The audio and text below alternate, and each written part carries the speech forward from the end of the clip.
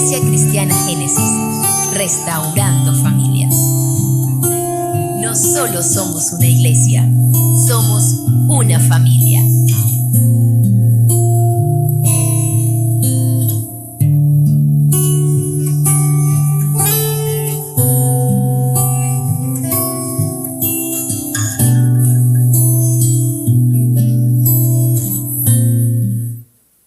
Este lema tiene un sentido muy hermoso.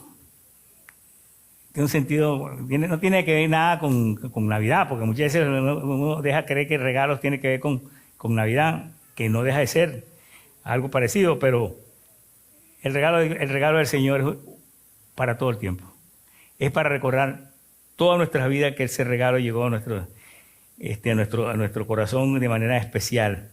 Y algo que decíamos el domingo pasado, si te puedes recordar bien, que era que una de las grandes maravillas, que testimonio firme que el Señor dio, es que después que usted y yo hemos recibido al Señor, una de las cosas que ha pasado, pasaron cosas memorables, cosas sencillas, cosas extraordinarias, cosas maravillosas.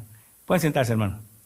Es que de alguna manera usted y yo somos hijos de Dios. No por nuestras obras, no por nuestros talentos, no. Por el Juan capítulo 1, verso 12 dice, 11 y 12, a los suyos vino, pero los suyos no le recibieron. Más a todos los que le recibieron, a los que creen en su nombre, le dio potestad de ser llamados hijos de Dios, los cuales no son engendrados por voluntad de carne ni voluntad de varón, sino por Dios mismo. Entonces usted y yo somos hijos de Dios, no por nuestros recursos, sino por lo que el Señor hizo. Y eso debe ser lo que tenemos que recordar diariamente tenemos que recordar. Usted y yo nos abrimos los ojos en la mañana, Señor, soy tu hijo. Y si soy tu hijo, soy galardonador de grandes bendiciones que tú quieres para mí. O sea, no es porque las tengo que buscar, sino ya Dios me las proveyó. Yo le tengo que apropiarme de las cosas que Dios ya dio para mí. Lo que pasa es que muchas veces la trampa del enemigo es decepcionarnos de tal forma, desanimarnos de tal manera, de que se nos olvide quiénes somos. Se nos olvide quiénes somos. Por cierto, queremos felicitar a Mora, que está cumpliendo años ayer, ¿no, Mora? Un cumpleaños, felicitaciones a Mora. Un aplauso, por favor.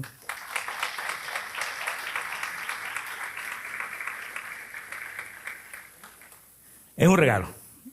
Dios es un regalo. Y la vida es un regalo. Un día más es un regalo. Y todos los que han pasado y enfrentado situaciones adversas saben lo que estoy diciendo. Es un regalo del Señor. Y por eso, de alguna manera, usted y yo tenemos la oportunidad. El tema de hoy tiene que ver con el amor de nuestro Salvador, con el amor de nuestro Salvador. Si hay algo realmente que movió a Jesús a la cruz, fue el amor. No hay duda de que lo que lo movió fue el amor. No hay duda de que lo sostuvo en la cruz del Calvario fue el amor. No fueron los clavos, fue el amor. Le pegó el frío a mi esposa. Por eso, de alguna manera, pero Jesús cuando vino con un propósito, vino ya con un plan del cielo. En Lucas capítulo 4, verso 18, hay un texto precioso ahí que vamos a leer. Lucas capítulo 4, verso 18.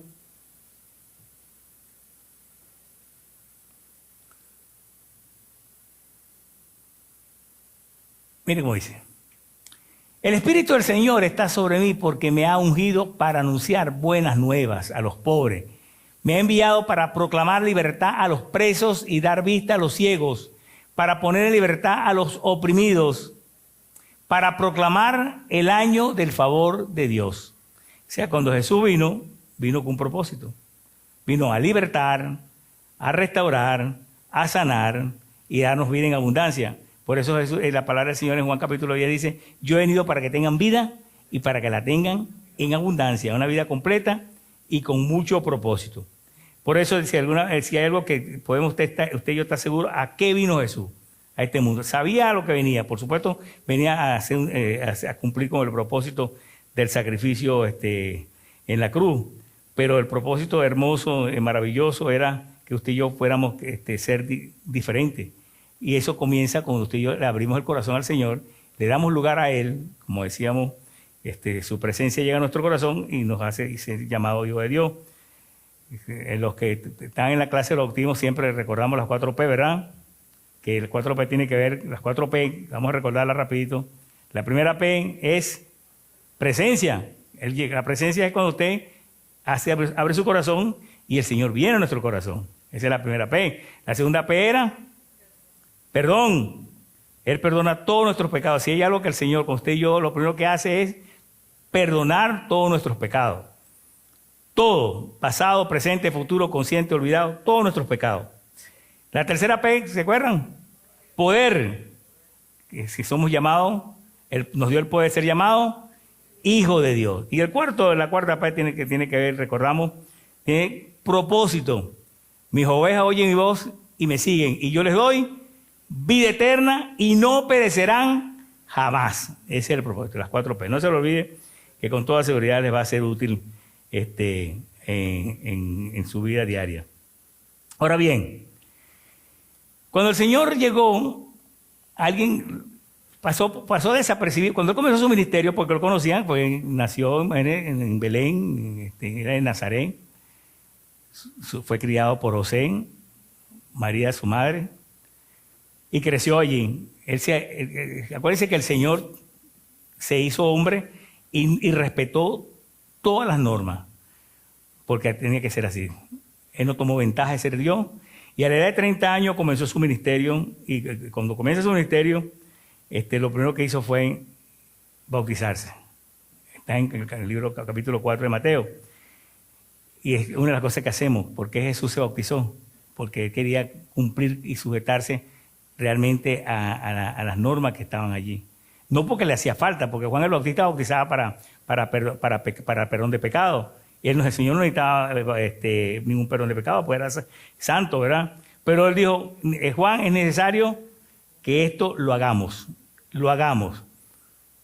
El Señor, sujetándose, como dijo, no escatimó realmente ningún esfuerzo para ser igual que nosotros. Se bajó hasta lo último para no tener ventaja. Y en ese momento cuando se bautizó, que va a pasar lo mismo cuando usted y yo tengamos los bautizos el próximo sábado, es que dice que cuando el Señor se bautizó, dice, bajó el Espíritu Santo en forma de paloma y se le posesionó y se le postró aquí en el hombro. Y se oyó una voz del cielo que decía, este es mi hijo amado, en el cual tengo complacencia. O sea, me siento contento, decía el Señor, mi hijo haciendo actos de obediencia.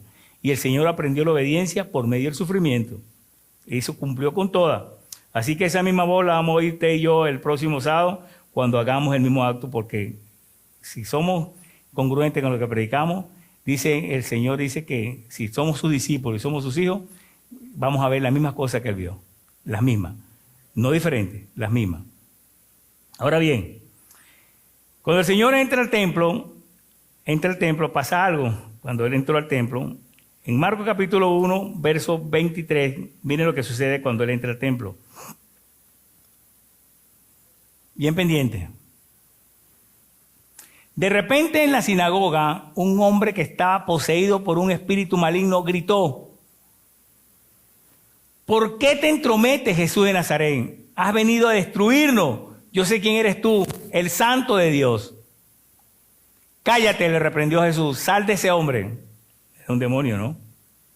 Entonces el espíritu maligno sacudió al hombre violentamente y salió de él dando un alarido.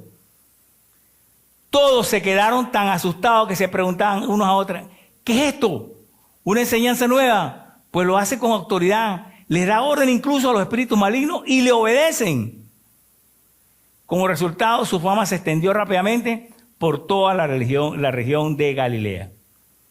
Fíjense que Jesús entra al templo y enseguida es reconocido por el demonio. Los demonios saben quién eres tú. Los demonios saben. Y enseguida lo que hizo fue, pegó un grito, vienes a destruirnos antes de tiempo, Jesús de Nazaret. La gente quedaron sorprendidos, bueno, ¿quién es este? Y Jesús reprendió al demonio y lo sacó, lo echó fuera de este hombre. Déjeme decirle algo. Hay mucha gente que está llena de demonios. Quizá, esté bien atento a lo que va a decir esta mañana, no quiero que salga, no quiero que salga usted asustado ni nada por el estilo, pero sí comprometido con las cosas que queremos esta mañana decir. Hay gente que está endemoniada. Ahora, ¿quiénes son los que están endemoniados? Los que no tienen a Cristo, por favor. Si usted tiene a Cristo, no está endemoniado. Ojo con eso. Y punto de aclaración que voy a decir más luego. Pero hay gente que está sin Cristo que están endemoniados. Están llenos de maldad. Usted no ve los crímenes y las cosas que pasan a nuestro alrededor. ¿De dónde viene todo eso? ¿Quién mueve todo ese tipo de situación a nuestro alrededor? De maldad, de iniquidad, de perversidad, de pecado. Todo lo que está detrás de todas las empresas cinematográficas. ¿Quién está? Hay más de 5, ¿cuál es el número? Creo que fue así como lo leí. Más de 3.000 millones de páginas pornográficas que están allí listos para que cuando usted prenda el computador, están listas para saltar. Si usted no está preparado, eso va a llenar la imagen y comienza dañando niños, jóvenes. Hay gente que está atrapada en la pornografía dura. Y hay un video que pasamos hace mucho tiempo en unas clases que dimos que se llamaba Adicción Fatal, acerca de Ted Bundy, uno de los hombres que considera que mató a más, violó y ultrajó y mató a más de 100 mujeres. Comenzó leyendo, cuando él lo entrevista, el hermano James Dobson de Enfoque a la Familia, lo entrevistó un día antes que lo ejecutaran con la inyección letal. Y una cosa que decía le decía, por favor, cuiden los niños. Ya yo sé que mañana voy a morir. Yo hice mi pase con Dios, pero reconozco que tengo que morir porque algo malo hice. Algo malo hice. Hice mucho daño. Pero señor doctor Dobson, ayuden a los niños, cuidado con los niños. Yo comencé de jovencito leyendo páginas no tan fuertes. Y eso me fue creando un hábito, hasta llegué hasta donde estoy ahora. Puedes buscarlo en la página de Enfoque a la Familia, Adicción Fatal se llama. La entrevista del hermano Dobson al Ted Bundy. Terrible, terrible. Y como él, cientos dañados por cuestiones. Ahora, ¿quién lleva todo eso? ¿Quién está detrás de todo esto? El enemigo. No podemos ser tan ingenuos, pensar que el enemigo no está trabajando para destruir familias, para destruir hogares, para destruir mentes. Y usted y yo no estamos alerta, podemos ser cautivados y dañados también. Ahora bien, Jesús entra al templo y enseguida el demonio lo reconoce. Cuando lo vio se asustó, porque eso es lo que hace la luz. Cuando llega la luz a un sitio, ¿qué pasa con las tinieblas? Tienen que huir y tienen que ponerse, salen a flote la luz. Porque cuando usted prende un cuarto, y muchas veces, bueno, si no está fumigado, prende un cuarto y prende la luz, ¿qué salen corriendo? Las chiripas, las cucarachas. Porque le temen a la luz. Eso es lo que pasa cuando llega Jesús. Y este hombre que estaba endemoniado, el Señor lo sanó porque echó fuera el demonio. Y lo reconoció. Ahora bien, el Señor anuncia algo que es profético en el libro de Génesis, capítulo 3, verso 15, algo que para nosotros es realmente de bendición. Y está anunciado. Dice el Señor, pondré enemistad entre tú y la mujer, y entre tu simiente y la simiente de ella. Su simiente te aplastará la cabeza, pero tú le morderás el talón. Generalmente, ¿dónde muerde la serpiente? En el talón. Pero dice el Señor que la simiente de la mujer, no la mujer, la simiente, que viene siendo Jesús, que llegó a través de María, iba a aplastar la cabeza de Satanás en el Calvario, que fue lo que pasó. Cuando el Señor dijo, consumado es, allí se cumplió esta promesa. Por eso usted y yo podemos estar tranquilos de que con toda seguridad la bendición del cielo está con nosotros, sus hijos. Y no hay duda de que usted y yo tengamos que reconocer. Ahora, él reconoce algo, el demonio reconoce algo en Jesús. Ponme nuevamente el versículo para ver una cosa allí, para el 23, en Marcos. En Marcos capítulo 1, verso 23. De repente en el sinagoga un hombre que estaba poseído por un espíritu maligno gritó: ¿por qué te entrometes, Jesús de Nazaret? Has venido a destruirnos. Yo sé quién tú eres. ¿Qué está diciendo? ¿Pero cómo lo reconocen? El Santo de Dios.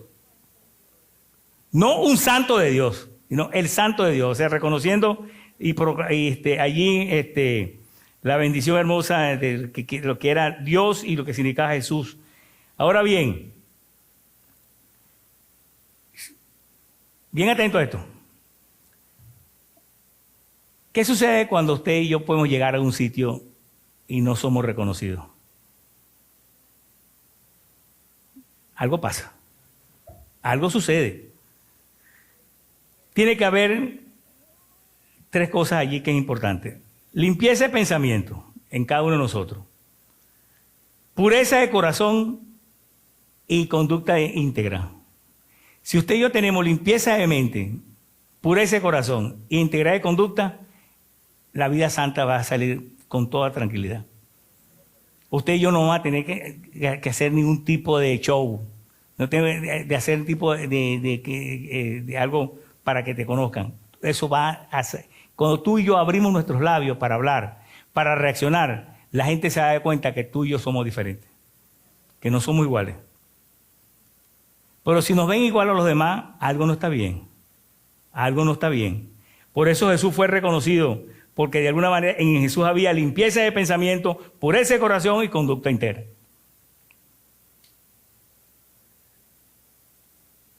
Y los demonios existen y perturban a las personas. No hay duda de eso. No hay duda de eso. Espero que usted no tenga duda de eso. ¿Por qué? Porque hacen cosas que con toda seguridad usted tiene que estar ahí alerta. Oprimen. Una cosa que hace que oprimen.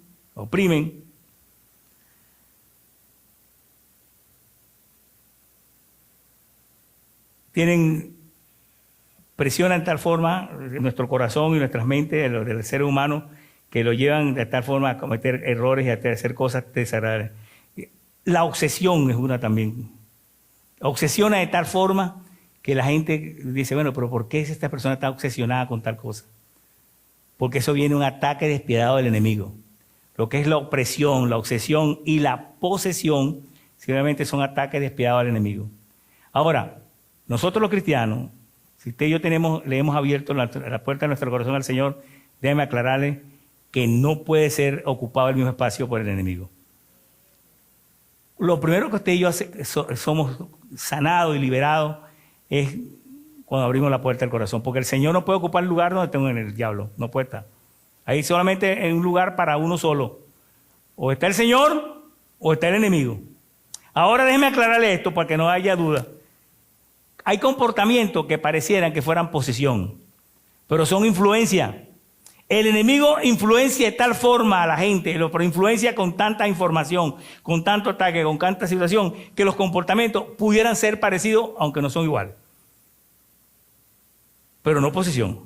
Entonces, ¿ser posicionado? No. ¿Ser influenciado de tal forma por el enemigo? Sí. Por eso usted y yo tenemos que estar alerta, bien alerta, porque de alguna manera el enemigo va a tratar de influenciar de tal forma en nosotros para sacarnos y de nuestro propósito hermoso del Señor. Ahora bien, ¿dónde comienza todo? Soteo inicio. Estoy diciendo esto para que usted esté bien alerta. ¿Dónde comienza todo? Isaías capítulo 14 nos da un recordatorio. ¿Dónde comienza todo esto? Isaías 14, verso 12.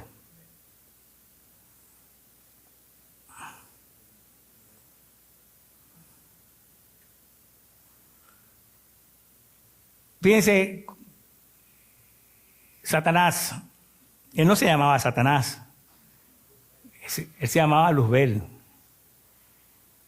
En Ezequiel él lo menciona un poquito más amplio, no lo vamos a leer, pero que dice que fue creado por el Señor de una manera hermosa, hermosísima. Era el ángel del cielo, el ángel del cielo.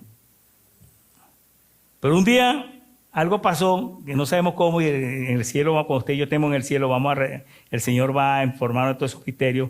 Dice que muchos misterios el Señor nos los va a revelar a sus hijos cuando estemos en el cielo. Pero mientras tanto, Mire lo que dice aquí esta palabra.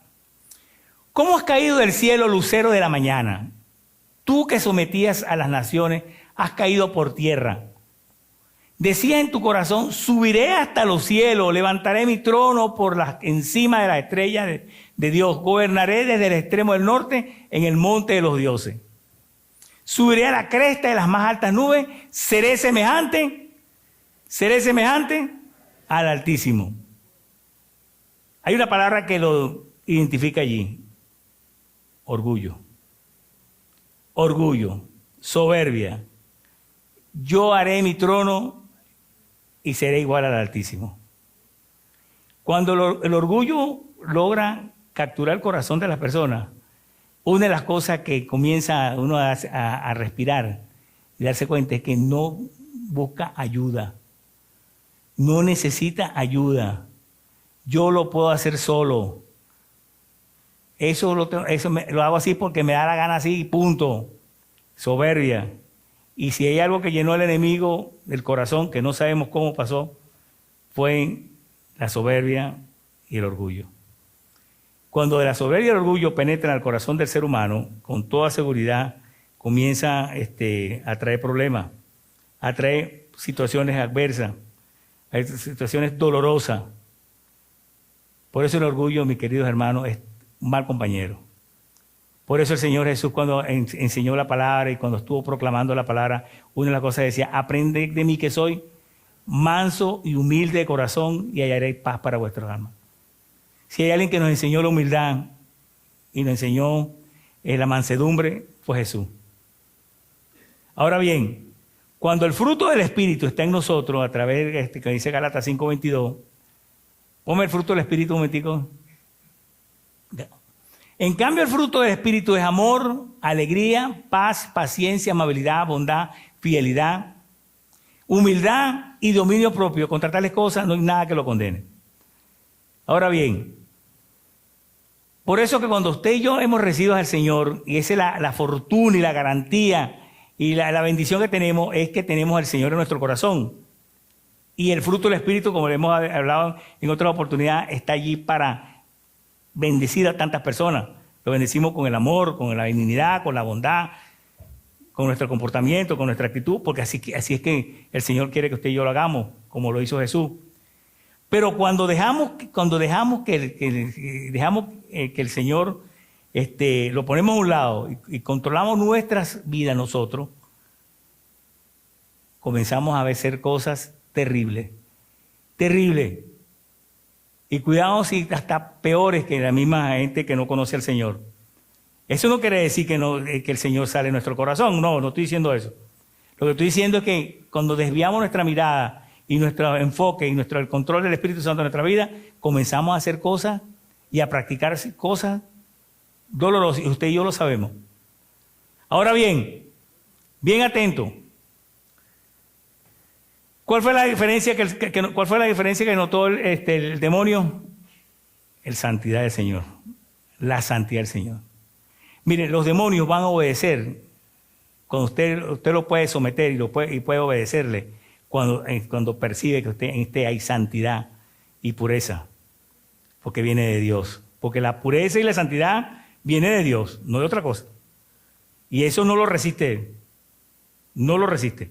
Por eso, de alguna manera, si hay algo que Dios quiere que usted y yo tengamos, es de alguna forma control del Espíritu Santo en nuestra vida diariamente. Mire cómo dice este pasaje que va a aclarar un poquito más lo que estoy diciendo. Primero es Juan 5:18.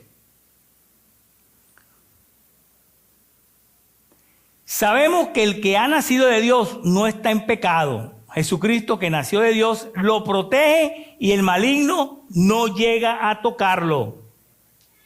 Sabemos que somos hijos de Dios y que el mundo entero está bajo el control del maligno. También sabemos que el Hijo de Dios ha venido y nos ha dado entendimiento para que conozcamos al Dios verdadero y estamos en el verdadero y estamos con Él, el verdadero. Con su Hijo Jesucristo, este es el Dios verdadero y la vida eterna.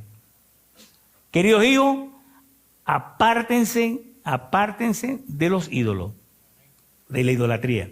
Si hay algo, hermanos, que tenemos que estar bien pendientes, y este recordatorio aquí del hermano Juan para la iglesia, es que tenemos que tener mucho cuidado con la idolatría.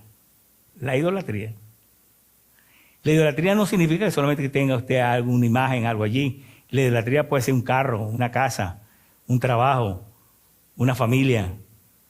Idolatrar significa, un ídolo significa colocar primero ese monumento o alguien especial primero que Dios. Todo lo que esté por encima de Dios ya es un ídolo. Y eso tiene que ver con nuestro carácter. Tiene que ver con nuestra manera de ser. Hay gente que tú le dices, pero mira, pero tienes que cambiar, tú no puedes seguir siendo así. Yo soy así y me da la gana de ser así. Y el que me quiera tiene que quererme como soy. ¡Wow! No quiere cambiar. Es así, punto. Su ídolo, su orgullo. Así soy yo, y el que me ama y me quiere tiene que aceptarme tal como soy. Por supuesto que lo aceptamos y lo amamos, pero si algo está pasando que usted no quiere cambiar, algo está sucediendo que usted no quiere cambiar. Ahora bien, de alguna manera, si hay algo que usted y yo tenemos que proclamar, que el amor de nuestro Salvador es un regalo del cielo para nosotros. A eso vino Jesús, ¿verdad? A eso vino Jesús. Por eso también tenemos que estar bien pendientes que si hay algo que tenemos como testimonio en la palabra del Señor, es que el Señor tuvo autoridad cuando estuvo aquí sobre la tierra. Si hay algo que lo diferenció de los demás, fue la autoridad con que él predicaba y la autoridad con que... Por eso los fariseos, los escribas, todos los religiosos trataban de sacar las casillas poniéndole trampas, poniéndole situaciones, cosas para hacerlo caer. Pero el Señor estaba bien atento a todos esos ataques. Pero hay una de las cosas que hermosa que podemos encontrar en la palabra es que el Señor tenía autoridad sobre la naturaleza. En el capítulo 4 de Marcos vemos un evento muy hermoso allí. Marcos capítulo 4, verso 36.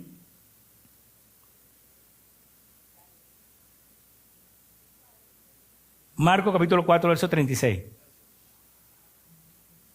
Dejaron la multitud y se fueron con él a la barca donde estaban. También lo acompañaban otras barcas. Se desató entonces una fuerte tormenta y las olas azotaban la barca, tanto que ya comenzaba a inundarse. Jesús, mientras tanto, estaba en la popa durmiendo sobre un cabezal, así que los discípulos lo despertaron. Maestro, gritaron, ¿no te importa que nos ahoguemos? Él se levantó, reprendió el viento y ordenó al mar, ¡silencio, cálmate! El viento se calmó y todo quedó completamente tranquilo. ¿Por qué tienen tanto miedo? Dijo el Señor, dijo a sus discípulos. ¿Todavía no tienen fe? Ellos estaban espantados y se decían unos a otros, ¿quién es este que hasta el viento y el mar le obedecen? Estaban bien sorprendidos por la autoridad con que el Señor calmó la tempestad. ¿Se recuerdan que el domingo pasado hablamos del código que el Señor, de reconocer al Señor? Uno de ellos era, ¿se acuerdan? La humildad a través del Cordero, ¿se acuerdan? Cordero inmolado ante la fundación del mundo. Y el segundo era ¿quién se recuerda? La paloma que representaba la paz, que fue cuando Noé soltó la paloma para que fuera a ver si ya había bajado las aguas. Eso eran códigos de reconocimiento al Señor, como Él se mostró. Por eso Juan dijo, he aquí el Cordero de Dios que quita el pecado del mundo. El Cordero de Dios que quita el pecado del mundo. Entonces, de alguna manera, ¿cómo lo reconoce el demonio? Por la santidad. Eres el santo de Él. Entonces, hay cosas que nosotros tenemos que dar punto de reconocimiento. Y la manera más contundente que nosotros podemos dar para que reconozcan que el Señor vive en nosotros, ¿cuál es? El testimonio. El testimonio. Por eso el enemigo siempre va a tratar de destruir tu testimonio. Lo va a tratar de destruir como sea, va a buscar la manera para enlodar tu testimonio. Por eso tenemos que estar bien atentos, porque si hay algo que Él quiere es que la gente se decepcione del Señor, y nosotros somos sus instrumentos para que de alguna manera la gente pierda su mirada del Señor. Ahora bien, el Señor está aquí, acaban de llegar, si usted puede verlo pasar, acaban de llegar del milagro de la alimentación de los 5,000. Los discípulos acaban de observar cómo el Señor alimentó a más de 5,000 personas. Por eso el Señor, cuando calma la tempestad, dice, ¿qué pasa con ustedes? ¿Todavía no tienen fe? ¿qué más tengo que hacer para que ustedes me crean, confíen en mí? Entonces la pregunta es muchas veces, ¿qué más tiene que hacer el Señor para que aprendamos a confiar en Él? ¿Qué más tiene que hacer de lo que ya ha hecho? Se presenta la tormenta, el Señor está durmiendo como ser humano que es, no es de hierro, se cansa igual que cualquiera, porque acuérdense que Él se sujetó a las normas y las leyes humanas.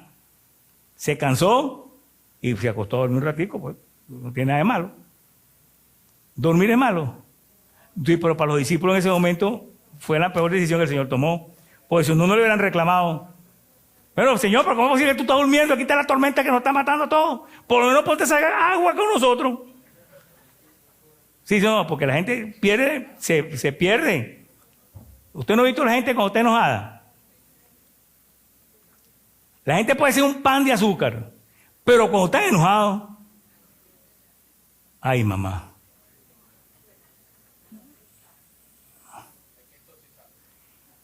Eso quiere decir, las crisis, oigan bien esto. Las crisis no son los problemas. Las crisis lo que sirven es para revelar lo que hay dentro de nosotros. En las crisis es cuando se revela lo que tú y yo tenemos por dentro. El termómetro no tiene la culpa de la fiebre. Ese termómetro que está mal. No, el termómetro lo que hace es medir cuánto tiene temperatura. Las crisis, lo que sirven con las situaciones adversas, cualquiera que sea que estemos enfrentando, lo que sirve es para ver qué hay dentro de nosotros, qué hemos guardado en nuestro corazón. Por eso el salmista decía, en mi corazón he guardado, Señor, tus dichos, para no pecar contra ti. Porque la abundancia del corazón habla la boca. Eso es lo que sale del corazón. ¿Y qué salió del corazón de estos discípulos? Imagínense.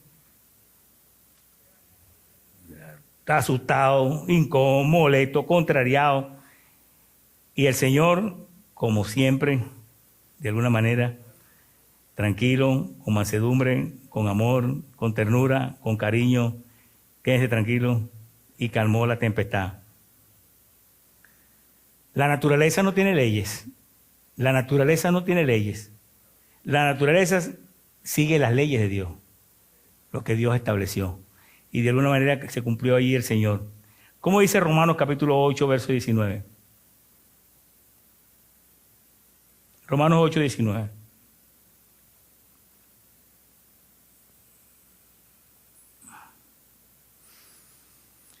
La creación aguarda con ansiedad la revelación de los hijos de Dios, porque fue sometida a la frustración. Esto no sucedió por su propia voluntad, sino por la del que así lo dispuso, pero queda firme la esperanza de que la creación misma ha de ser liberada de la corrupción que la esclaviza, para así alcanzar la gloriosa libertad de los hijos de Dios. Si hay algo que con toda seguridad, cuando el Señor venga, de alguna manera, es que usted nos va a llevar a un sitio hermosísimo, ya sea que venga o mande a buscar por nosotros. Cualquiera de las dos vías es igual. ¿Cuál prefieren ustedes? Vamos a hacer una rápidamente. ¿Que el Señor venga o que nos mande a buscar?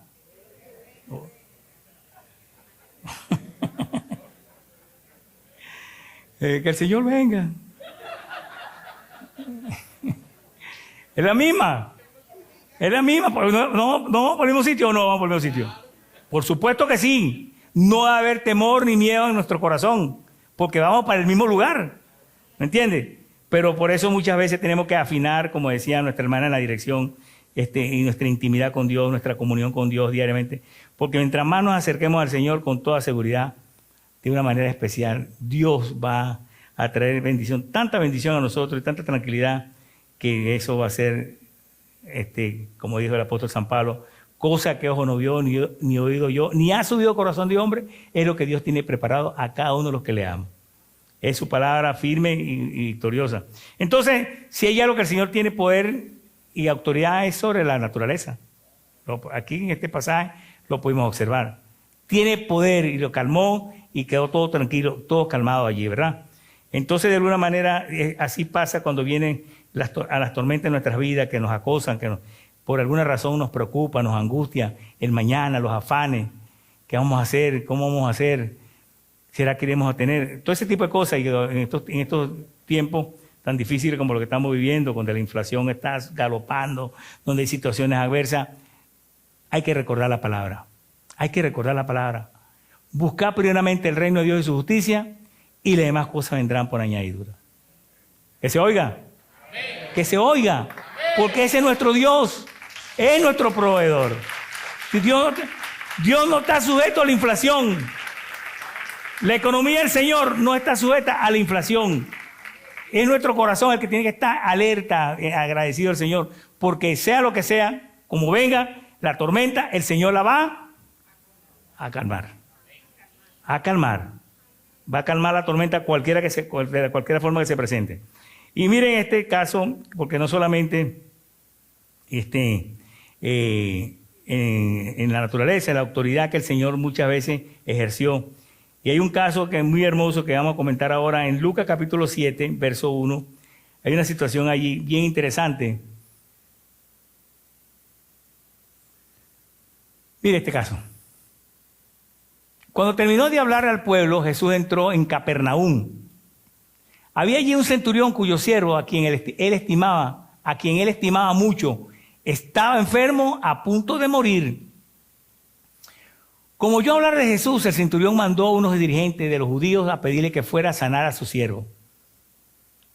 Cuando llegaron ante Jesús, le rogaron con insistencia: este hombre merece que le conceda lo que te pide, Señor.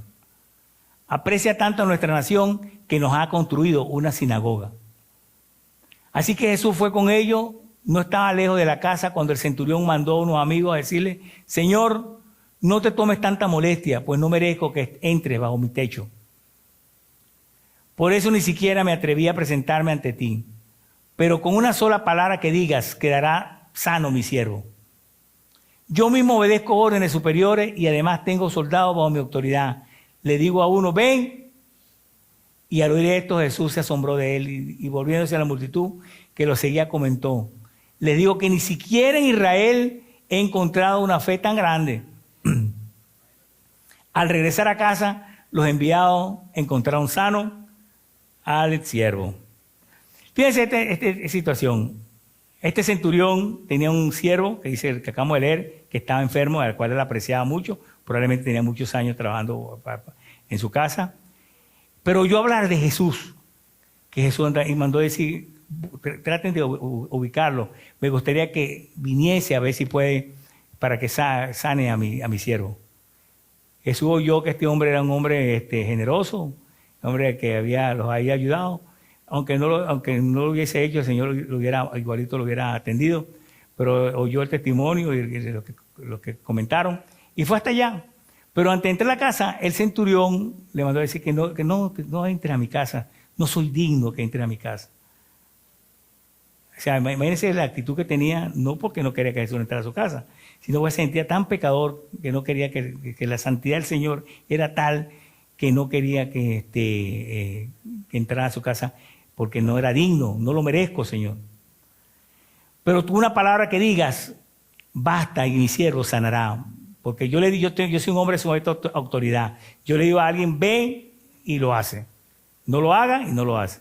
Así que tu palabra es suficiente para sanar a este hombre. Jesús dijo, cuando oyó aquello, dijo: oye, que lo acabamos de leer. Qué hombre con esta fe increíble.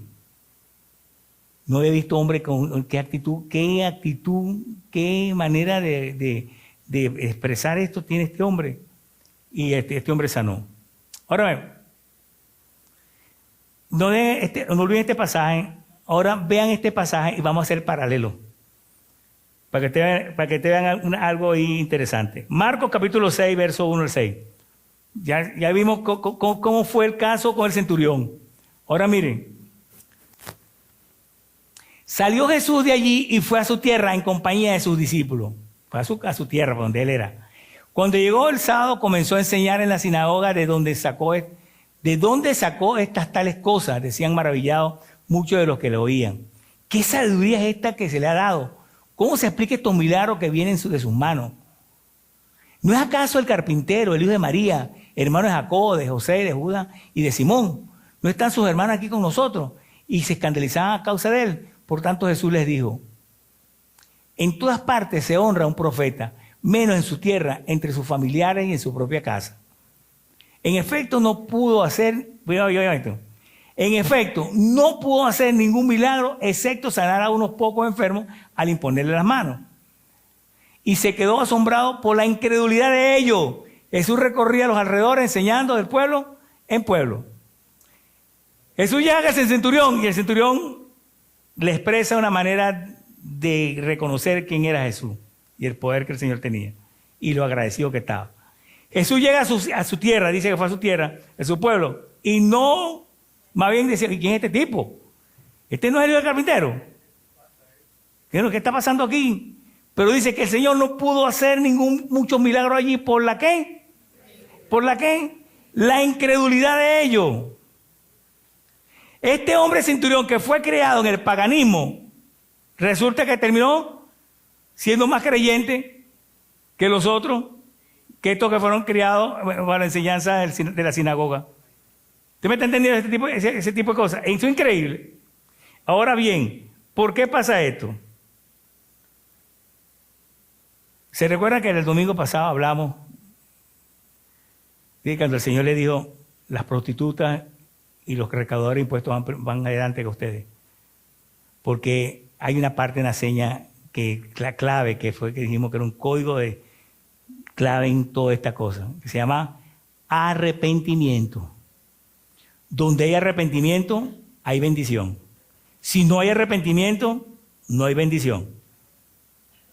Entonces usted y yo podemos tener mucha parafernalia, muchas cosas, pero si no nos hemos arrepentido de corazón, de nada sirve. No funciona, porque el código del cielo para entrar allá tiene que haber un corazón arrepentido. Dice el Salmo 51, un corazón contrito y humillado, Señor, tú no vas a despreciar. Pero para que haya un corazón contrito y humillado tiene que haber quebrantamiento, y para que haya quebrantamiento tiene que haber arrepentimiento, y para que haya arrepentimiento tiene que haber un reconocimiento de quién es Jesús. Si no hay reconocimiento de quién es Jesús, con toda seguridad no hay fruto, no hay fruto de tal manera. Entonces, de alguna forma, es la bendición, y eso asombró al Señor. Y otra cosa que asombró al Señor en Mateo capítulo 14, mire cómo dice Mateo capítulo 14, 27.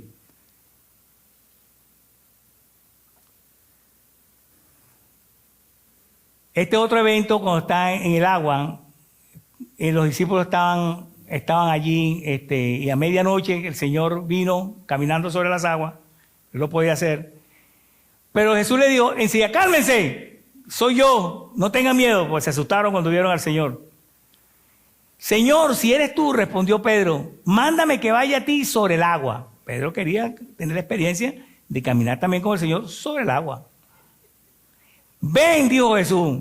Pedro bajó de la barca, caminó sobre el agua en dirección a Jesús. Dice que caminó, no dice cuánto. Pero al sentir el viento fuerte tuvo miedo y comenzó a hundirse. Entonces gritó, Señor, sálvame.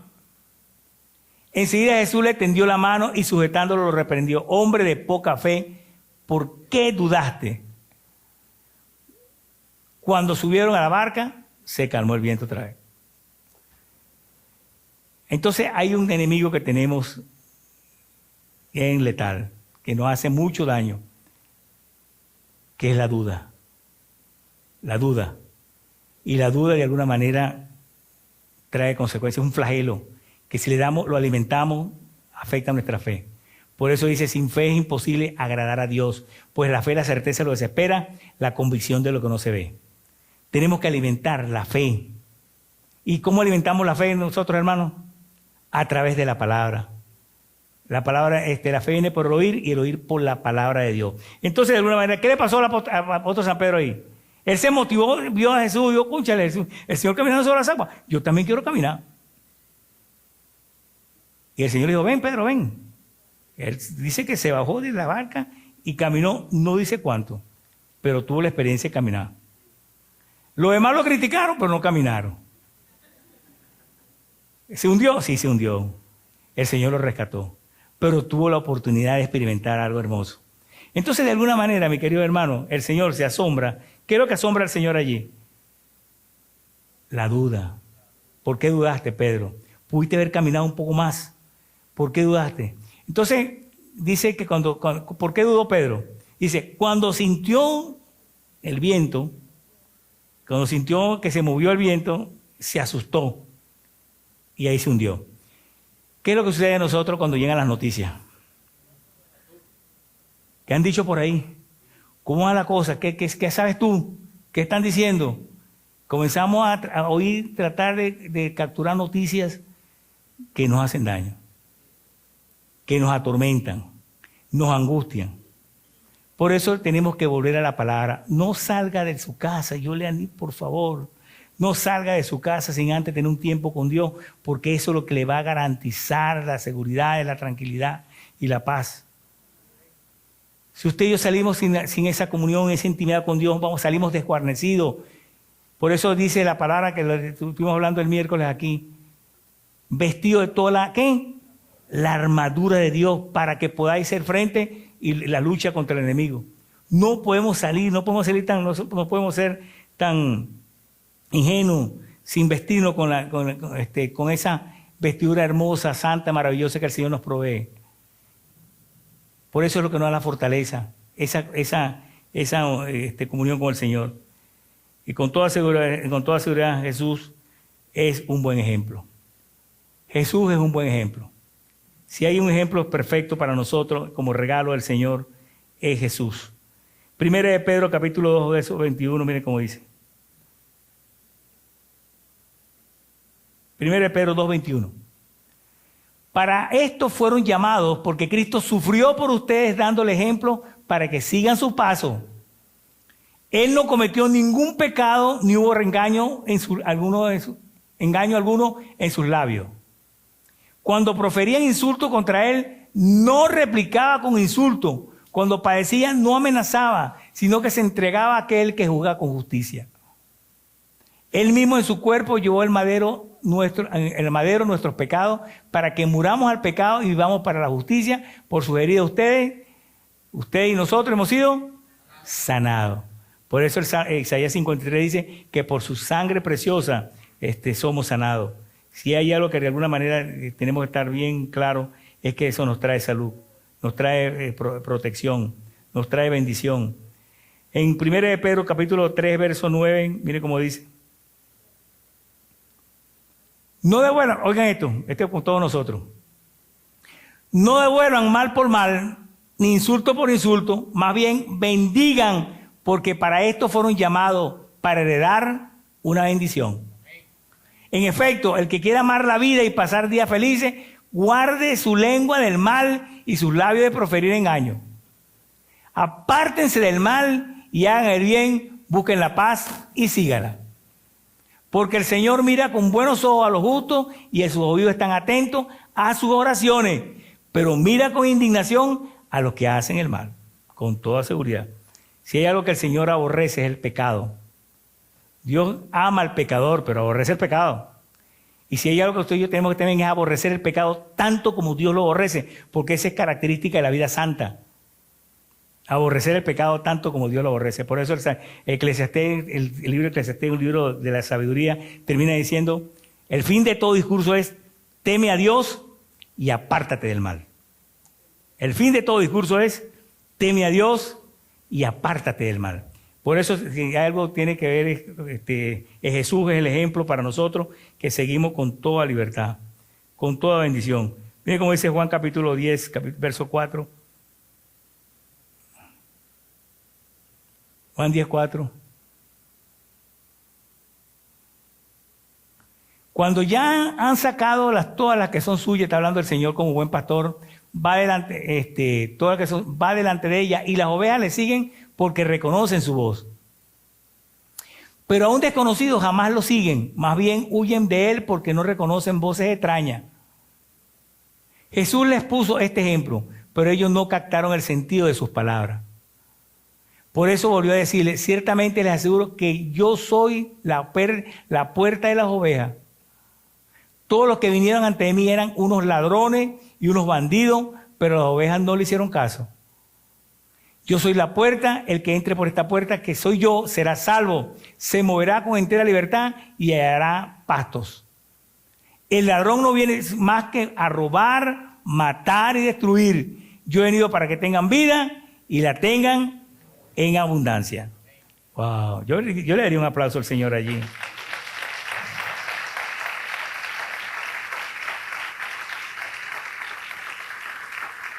Jesús es nuestro mejor ejemplo. Si hay un ejemplo a seguir es Jesús. Un ejemplo a seguir es Jesús. Juan 13:15, miren cómo dice Juan 13:15. Les he puesto el ejemplo para que hagan lo mismo que yo he hecho con ustedes.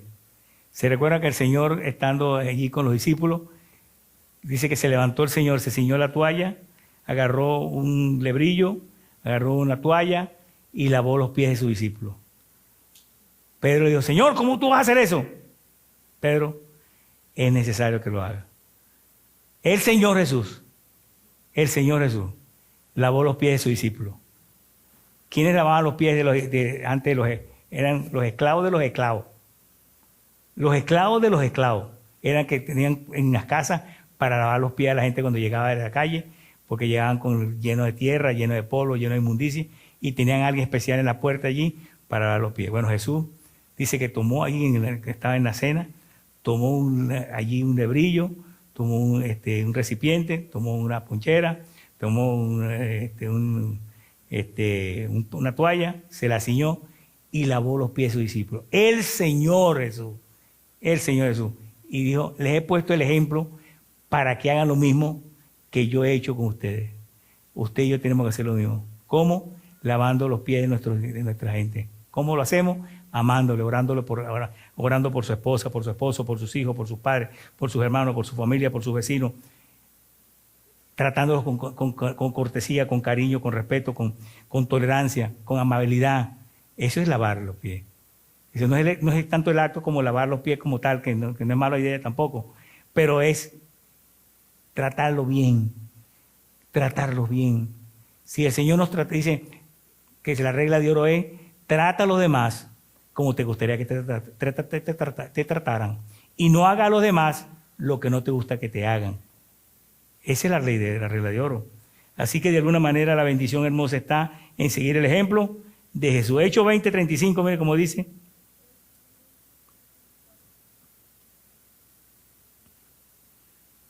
¿35?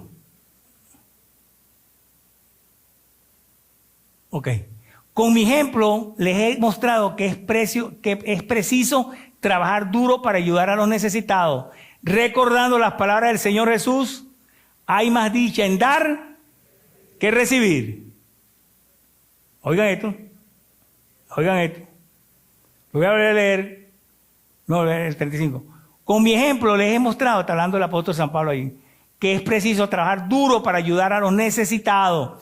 Recordando las palabras del Señor Jesús, hay más dicha en dar que recibir. Aquí es donde digo, ¡ay, qué bueno!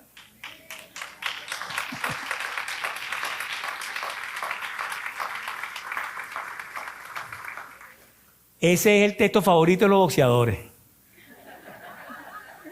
Es mejor dar que recibir, ¿verdad?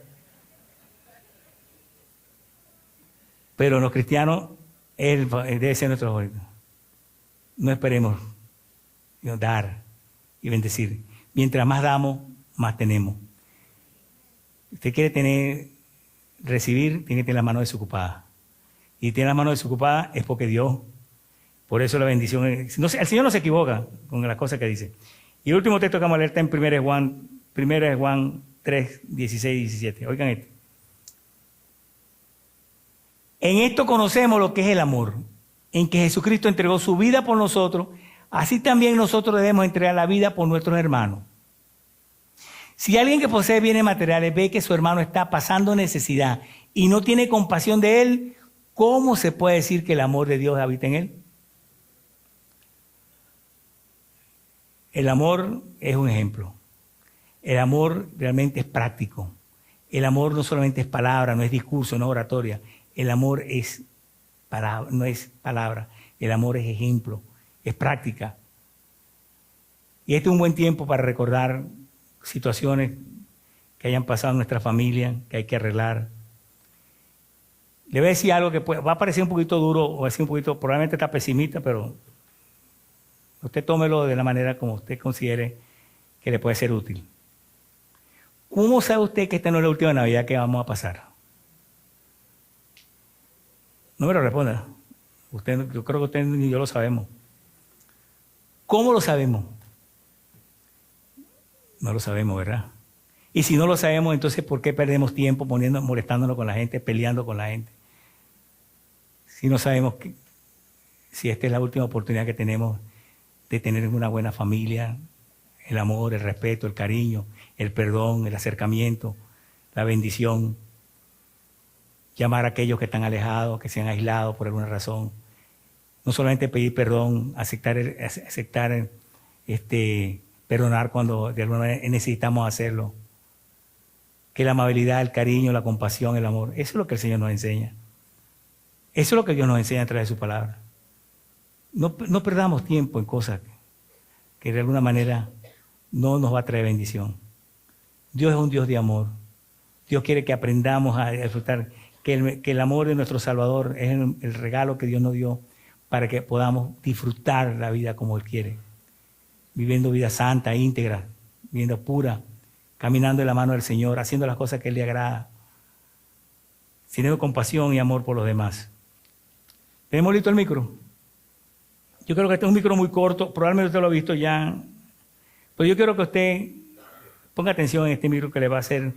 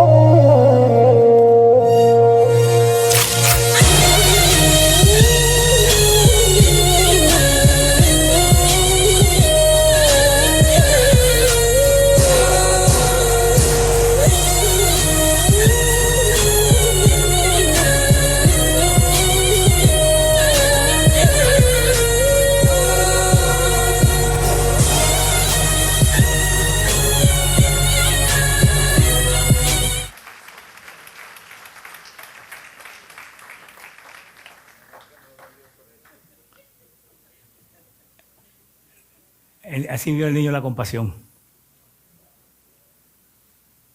Esa es compasión.